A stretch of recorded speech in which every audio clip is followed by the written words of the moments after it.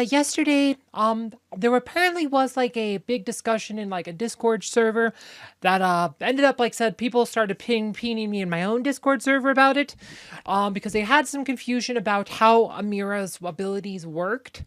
I mean, I don't think it's that confusing. I think it's pretty well stated. We like talked about this when she first came out, but there's a certain person who likes to brag about his game design degree or whatever, who knows nothing about this game, who likes to misstate things all the time. Like, he's kind of a known troll in the community, but he's been creating a lot of confusion about how these abilities work. He had several claims, like Amira's abilities are random, or that or this one actually removes artifact buffs and all that stuff. And we're gonna debunk a lot of these. We'll just go one at a time. So this one, the Desperate Fury, only affects agility heroes. Like, it does not affect like Ju, who's a strength hero. This will have no effect on like Ju because he's a strength hero. This will only affect heroes who have agility as their main stat. If you know what their main stat is, you can go here. Amira's is intelligence. Ju's is strength. So that ability has no effect on Ju, because he is not an agility hero. That's why, like I said, I think that might be where the randomness thoughts come from, but no, it specifically says it only affects agility heroes. That's a very key clause. So and I said, and we'll talk about this because I actually set up all these fights to kind of demonstrate this. This is not random. It affects all agility heroes.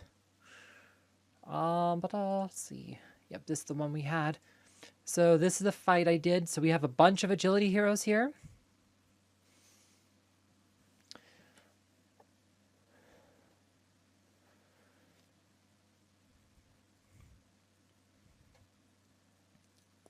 And you see she has the debuff on all the agility heroes. It affects all the agility heroes at the same time. Remember, Ju is not an agility hero. It will not affect him, but there's no randomness to it. It affects all of the agility heroes for the duration of that buff.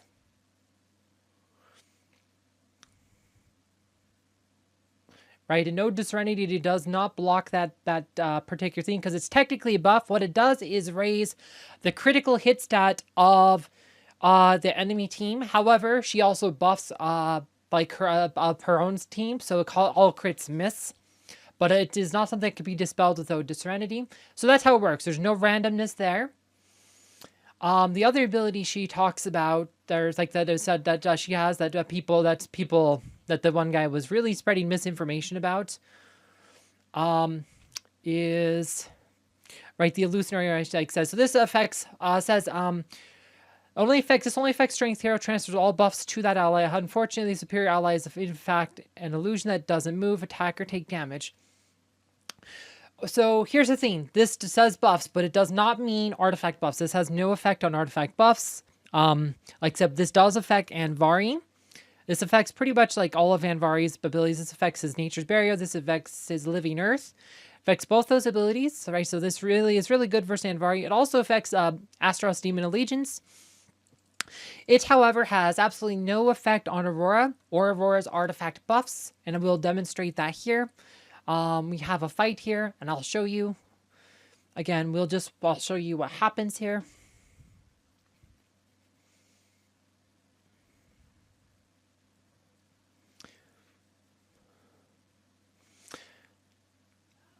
Right, well, once the Illusory ally pops up, we'll be able to demonstrate how this works.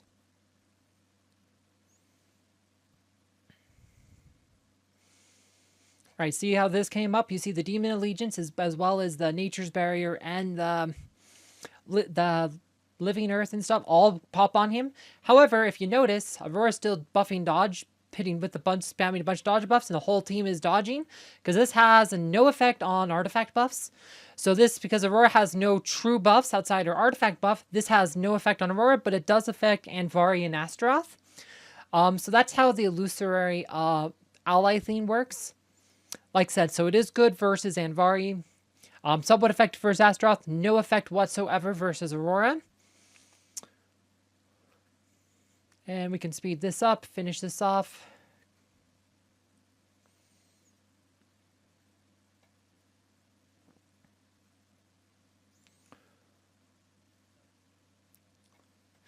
All right, so that's how that one works. The other claim that was made is that it does not apply the artifact buff to itself. and that the strength hero doesn't apply the artifact buff to themselves. This guy also made the claim that the strength hero doesn't buff themselves the artifact buff, that the illusory thing changes that, and I can demonstrate that's also not true. We can go, see, I have the solo one here. Yes, okay, so we got this one here. We can do Galahad, because this is the easiest one to test, because it's a physical attack buff. The dodge ones, the crit buffs and stuff, they're a bit harder to test, because you have to be able to account the differences. It's a lot easier to count the differences with the physical attack buffs. So you see how much damage he's doing. He's doing 53-31 with his basic attack here. 53-31 with his basic attack. Now he has ult up, which has the physical strength buff up. So now his basic physical attack does 73-23. Illusionary allies here. It is, like I said, there's no effect whatsoever on his artifact buffs. Like I said, Galahad is unaffected. He has no buffs outside his physical attack buff, which is unaffected by the illusory ally. Therefore, Amira's purple ability has no effect on Galahad, even though he's a strength hero.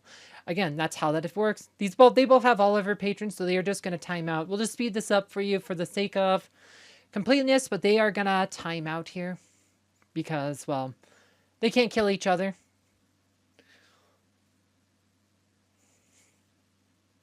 But yeah, no effect on artifact buffs. Super important it's to demonstrate that because people were confused. All right, and Mira's last ability, her last ability is... Where is Amira? There she is. And then, of course, the other one is the Art of Deceit. Amira grants a wish to the enemies with the Intelligence main stat, boosting the healing they receive by 10% for 7 seconds. Unfortunately, Amira also damages them and their magic attack decreases as they received boosted healing. After the wish expires, the magic attack decrease remains active for 7 more seconds. So this pretty much does nothing. This only affects intelligence heroes, and it does absolutely nothing unless that hero receives healing while this debuff is active. So it's a lot of conditional actions already. So we'll show you this. This is a hard one to even demonstrate. This is a very, very narrow ability, but we have a demonstration here. I use 2 heroes here just because it's hard to demonstrate. But Celeste, since she's both a healer and a damage dealer, this is probably the best one to demonstrate here. Right, like I said, so she has the agility debuff up, and right, so now she puts the purple gunk stuff. See that purple stuff? Celeste is receiving healing, but she had still Purifying Sphere. So you see that? That's the debuff. Purifying Sphere blocked it for the first one, and now Otis Serenity can remove it. So that is a debuff that is removable by both Purifying Sphere and Otis Serenity. And it does not appear unless they receive healing while this purple gunk is above them. But now that, again, Otis Serenity's up, we won't see it anymore. So yeah, it's super narrow and it's blockable. If you don't receive healing while that debuff is up, it does nothing. So it's a very narrow ability. It's not random, but it's very, very, very narrow.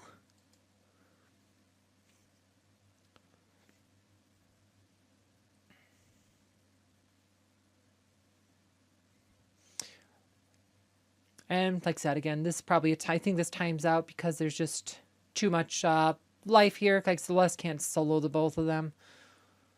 But that's timeout. But yeah, no, so that's how those work. So pretty much most of Amira's abilities are kind of narrow. The agility debuff is definitely her best. It works versus like Yasmin and Kira and stuff. But don't try it against Ju because Ju is not an agility hero. Like I said, Tristan's not an agility hero. It only works versus agility heroes. She's also a pretty good counter to Anvari, but she only counters. There's only a couple of strength heroes who actually have abilities this actually works on. Anvari, Astroth. I think there's like 1 or 2 others, but most strength heroes don't have like proper like buffs outside the artifact buffs, and this does not affect artifact buffs. This ability is super narrow. It's very hard to actually see any value out of it, so I wouldn't, this ability, I just kind of ignore it, like, whatever. It's, maybe you'll get a benefit out of it, but it's super narrow, doesn't do enough to really justify its existence. And it's blockable by Nebula, Sebastian, Celeste. Her ultimate, though, this is the main theme. This is the thing that actually makes Amira good, because this can do a lot of damage. This is the one ability that is actually good, and this is the main reason you probably want to use Amira. In addition to this one is good versus agility heroes, but again, only affects agility. But this could be good versus Kira, Yasmin. But then again, Corvus and Helios are also around counter Yasmin. So I don't know if she's worth investing in, particularly for that purpose. But she is a decent magic damage dealer. So if there are a lot of like agility based like attackers, like she could probably be pretty good versus Dante as well. Like if they're using like Dante teams or something. If you have trouble, she could be decent versus Dante and be a like decent magic attacker. But I wouldn't say she's like a top tier hero by any means. She's probably like a B tier type hero. Like she's okay. She's not bad. Like, and it's mostly because this does a lot of damage to actually make this. She's a very good damage dealer because that's a 400% magic modifier. Like I said, like look at the high magic modifiers on this. So it ends up doing a lot of damage. Like I said, but her abilities versus strength and intelligence heroes leave a lot to be desired. They're not random so much as they're just not that great. Anyway, I hope you guys found this video informative. Thank you for watching.